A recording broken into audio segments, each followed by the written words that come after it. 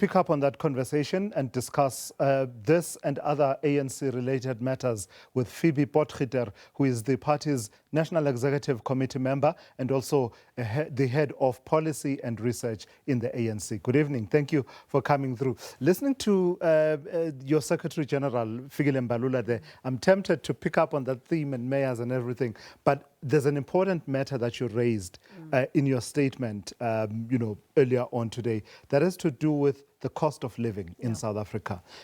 Rightly observing that it is punitive and many families are battling to basically put the basics together. And some would say one of the cost drivers is or are the so-called regulated, expenses, your water, electricity, those utilities and the likes. So we saw earlier on you had, government had that intervention around the fuel levy, which gave reprieve. But over and above lamenting the high cost of living, what more do you as the ANC see that can be done to alleviate this situation? Well, Cabinet is having its Lekgotla in sometime this week. And the ANC's message to its deployees in Cabinet is that we need to look at a package of measures to address the cost of living. Of course, one of them is to look at, because the war is now continuing, what measures can be put in place to give relief around fuel. Because fuel is not just what you put in your car, it's transport costs for farmers, getting their goods to market. It's for everybody. So that's the one issue that we want government to consider. The second one is, and this is one of the things that we're looking at in relation to the medium-term budget statement that or adjustment that the Minister of Finance will do in, I think, around October, to be able to say that what other measures can be put in place. And of course, the question about electricity costs is a problem not just for households, but it's a problem for businesses as well, especially small businesses. And what the point that we're making in the statement, in the statement is that the ANC want to be able to, like other civil society organizations and business, make a submission to NERSA. The cost of electricity has gone skyrocketed over the last 20 years. And we need to reach a point where there is relief for households as well as businesses around that. And then, of course, the question about food security. It's a major, major issue. Areas like the Eastern Cape and child stunting is a problem. So what measures can be placed to deal with the matter of hunger? All right.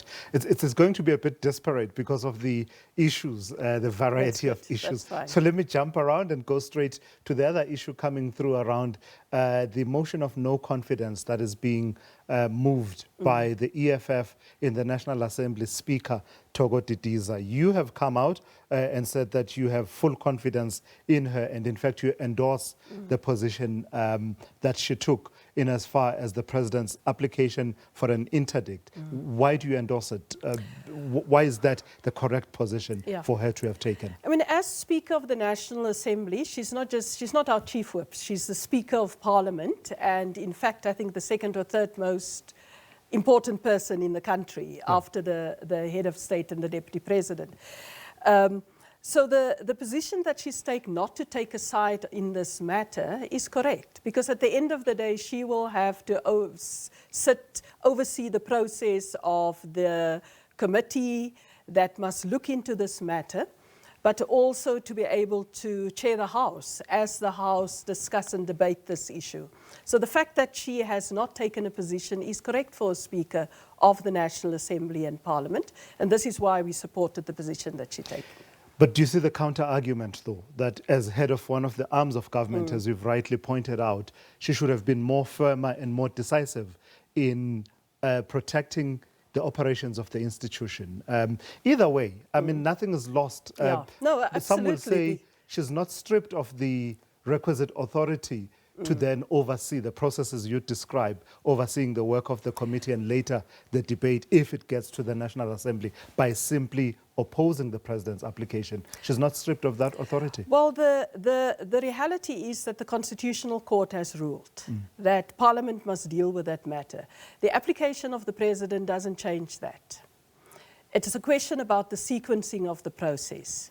So the sequencing is that the President has the right to take the report on the basis of which Parliament must debate the matter for review, as is done. It's his right as a citizen to do that. But the reality is that Parliament will debate that matter. There is a constitutional court judgment on the matter, and the task of the Speaker is to ensure that that process moves forward. But at the same time, we've got different arms of government, and often the ruling of the one arm of the government may be different from what the views of the other arm of government is.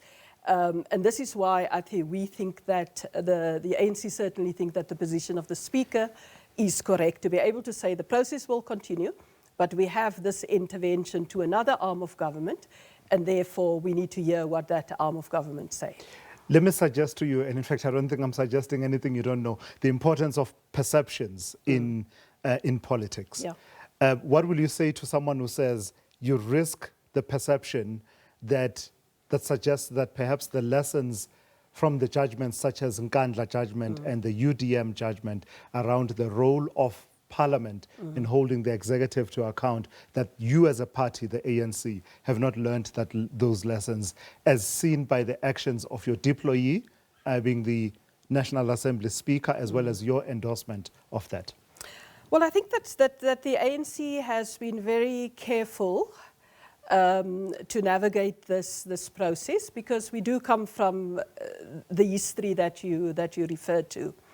At the same time, Parliament has committed, and the Speaker has committed, to make sure that the ruling of the Constitutional Court, that the President has to go through this process, is carried out. So that's beyond question. But at the same time, the Parliament will debate the issue of impeachment on the basis of a report, which the subject of the report is saying that they want to take it on the review. Yeah. Now, that is simply the issue that we are dealing with, that there is a sequencing of the process, but it doesn't take away the fact that Parliament will deal with the matter. Yeah. As per the Constitutional Court instruction. I've got so many things I still want to explore with you, but I'm running out of time. So let me ask you, the ATM and the EFF are now heading to the Constitutional Court seeking direct access as relates to the interdict part of everything that the President is doing in the courts. I'm not sure if you managed to form a view, to debate that and form a view on it. Well, we haven't at the time when this happened. The National Working Committee hasn't pronounced on it. Yeah. But I think that it's the right of any party, as it's the right of any individual, to use the institutions that our Constitution has put in place. All right, let's get to your mayoral candidates. You took a different route from your traditional manner of choosing mayoral candidates for the metros and primary strategic cities. Tell me how that process is going. You were doing interviews, your national officials were interviewing candidates. How long before we know who your candidates are? Well, we should know in August, towards mid-August. The officials will finalize the reports and then decide as per mandate of the NEC to who our candidates will be. Just to say that it is a relatively new process, in the sense that in the past, nominations only came from ANC structures. Now, faith-based organizations nominated, we opened it to the public. The leagues had the right to nominate separately from ANC structures. Of course, COSATU and SANCO as well. So it means that it opened up to a range of candidates that we wouldn't have gotten before. The officials in the NEC have interviewed over 200 candidates for 48 plus municipalities. So it's not just the metros, it's strategic towns, it's municipalities where we think there's a need for very firm leadership, Mfuleni, for example. Yeah. So the process has gone well, and the questions have been really, the areas in which questions were very tough. issues of financial management. What are they going to do if your municipality for the last 3 years have gotten not a clean audit? What are you planning to do about it? Making sure that candidates understand the technical part about the need for maintenance when you are a water authority. Let me suggest to you, you've lost a lot of campaign time because if you're talking mid-August for the announcement of the candidates, that leaves them with about, what, 60 days of the campaign before the 4th of November or thereabouts? Well, I mean, of course, our candidates is an important part of our campaigns, but our structures have been on the ground for the last 6 months, looking at how do we address the service delivery issues, but also look at how do you convince young people and first-time voters to register. I mean, I think the numbers, the fact that 3.6 or 3.8 million South Africans turned out when the IEC had their voter registration, I think that's a good sign. That people are interested, they want to participate. And I think that the 1st or 2nd of August, we certainly should see more people. All right, as a parting shot, there's a question that I asked specifically that you be alerted that we would be asking you about. Some sins played themselves out at the EFF's manifesto launch in Thohoyandou over the weekend, where a chopper painted with ANC colors kept circling above the venue of the EFF rally. Now, that caused quite a great deal of commotion and consternation on the part of the EFF. Is this where we are, that the ANC will find it acceptable that if your opponent is holding a rally, you would fly a chopper in a way that seeks to detract from their activity? Is this where we are? Is this not an element of political intolerance? Well, what we, I mean, the initial reports, and of course we will look into the matter, was that the two venues were quite close together. They said that they were looking at the ANC rally and, you know, the transport routes and all of those things. But of course, you know, this is the reports that there was some consternation. There was some consternation from the EFF rally. I mean, the ANC's position is that we need to ensure that we respect people's right to campaign. And certainly, I think it's a sign of a mature democracy where 2 kilometers from each other we can have the same rallies.